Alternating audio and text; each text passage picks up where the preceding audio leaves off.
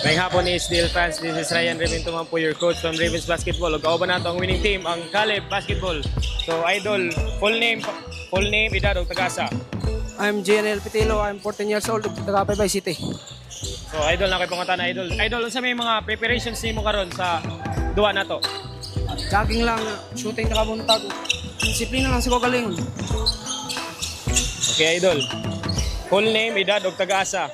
Ako si Luis Mayor Giocado, taga Barangay Caridad. I'm 14 years old.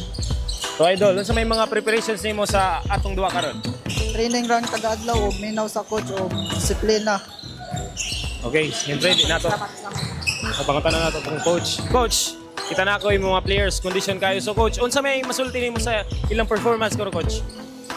Maingon lang ako silang performance karon og bilang tungod ani nagpasalamat po ni Sagad na wala siya dahil di po maabot diri. Preparation lang po dahil namon ng mga player dahil ay perminti lang po mag-training. Wapo ko masulti nila kay once magpa-training ko kay naman po siya na sila.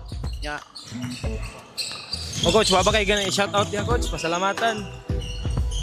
Shout out ko sa Warren Vega dia Sarge. Yan na po Sarge. So pasensya na po kayo kay medyo kuan pa piki pa kita sa uban player kay ang uban tapulan kayo man training. Ikaw dol, wa mo ganahan i-shout out, pasalamatan. Shout out ko sa akong mama ug sa akong papa ug sa akong unik.